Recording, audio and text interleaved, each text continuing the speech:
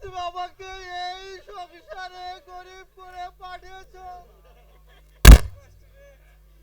ভালো আমার মুখ পানে চেয়ে আছে, এক মুঠো অন্ন খেতে পাবে বলে আজ আমি সারাদিন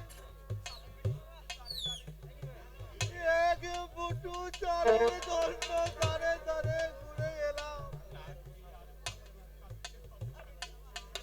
না খেয়ে আর কতদিন থাকতে হবে ঠাকুর? কোথাও একটি চাকরির ব্যবস্থা করতে পারলাম না ঠাকুর। ঠাকুর, আমি শুনেছি তুমি গরিবের বন্ধু।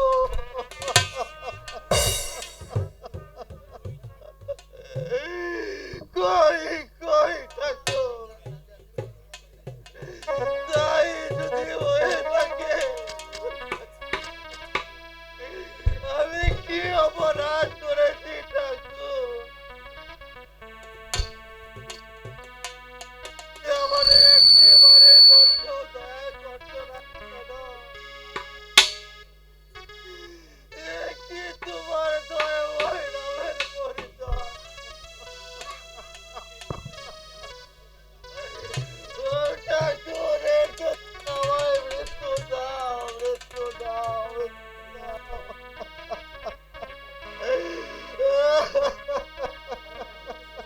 হল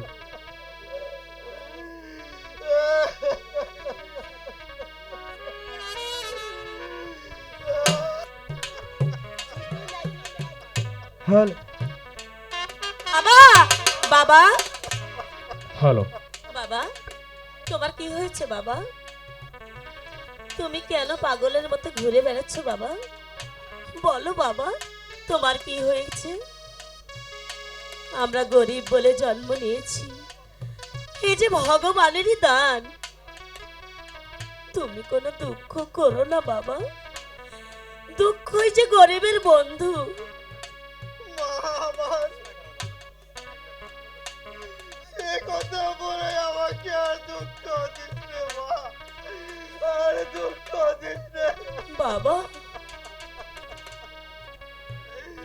আমি আমার জন্য কোনো চিন্তা করি না রে মা, কেবল ভাবছি তোদের জন্য। আমাদের জন্য কোনো ভাবনা চিন্তা নেই বাবা।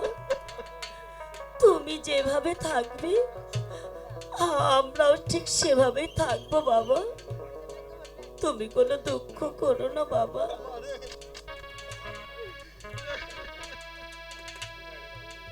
সাউন্ড ক্লিয়ার করেন।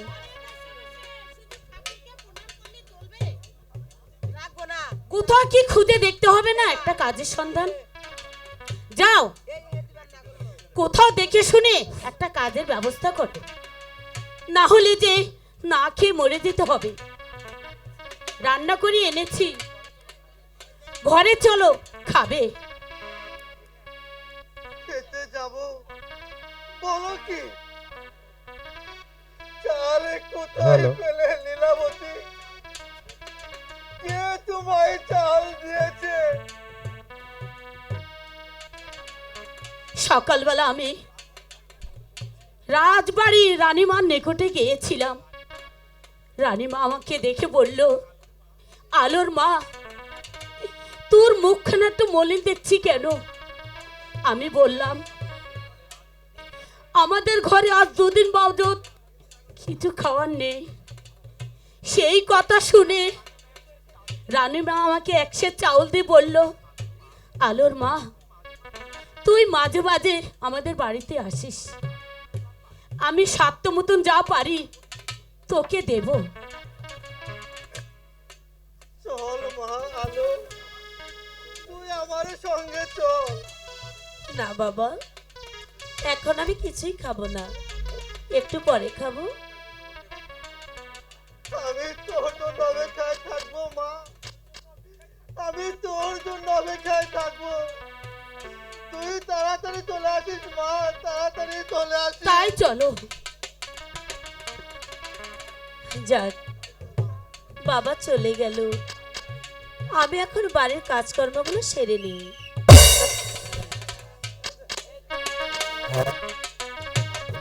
হ্যালো আরে ও আমার আলো বু আমার আলো বু কাহাকে বলবো না ও যাইয়া খুঁজিয়া আমার আলো বু